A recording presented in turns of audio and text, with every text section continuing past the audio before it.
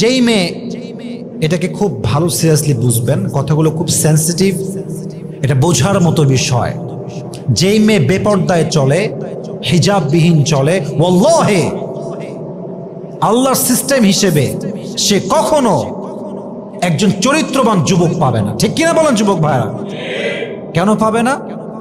কোরআনে আল্লাহ তাআলা বলেছেন, আল খাবিসাতু লিল খাবিসিনা ওয়াল খাবিসুনা লিল খাবিসাত ওয়াত তাইয়িবাতু লিত তাইয়িবিনা ওয়াত তাইয়িবুনা লিত তাইয়িবাত। যে ব্যক্তি চরিত্রবান হবে তাকে চরিত্রবান দিনদার জীবন সঙ্গী দিবে একজন, তিনি কে? আর যে চরিত্রহীন হবে, যার চরিত্র কোনো ঠিক নাই, তাকে চরিত্রহীন জীবন সঙ্গী দিবে কে?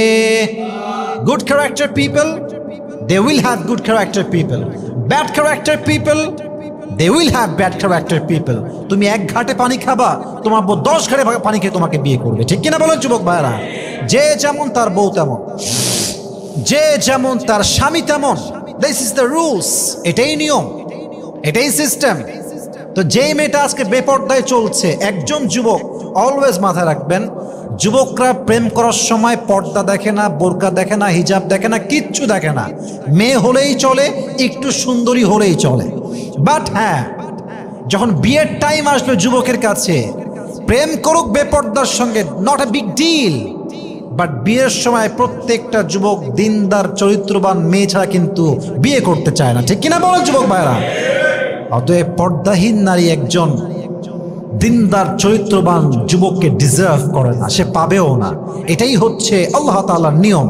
অতএব ভালো জীবন সঙ্গী পেতে চাইলে পর্দার দরকার যুবক ভাইরা, আছে না নাই? They will not get the religious life partner. Please try to understand. I'm talking about religious life partner. I'm not talking about handsome life partner. আপনার হাজবেন্ড সুদর্শন হতে পারে, দেখতে স্মার্ট হতে পারে, বাট যদি আপনি চরিত্রহীন হন, আপনার স্বামীও কিন্তু বেশিরভাগ ক্ষেত্রে চরিত্রহীন হবে যুবক ভাইরা। ঠিক কিনা বলেন? শাস্তি সে দুনিয়াতে কখনো ভালো জীবন সঙ্গী পাবে না। অতএব ভালো দিনদার চরিত্রবান মানুষ পেতে চাইলে পর্দার সঙ্গে দরকার যুবক ভাইরা, আছে না নাই? আল্লাহ বোঝার তৌফিক দান করুন। আমার সকলে মন খুলে পড়ছে আমিন।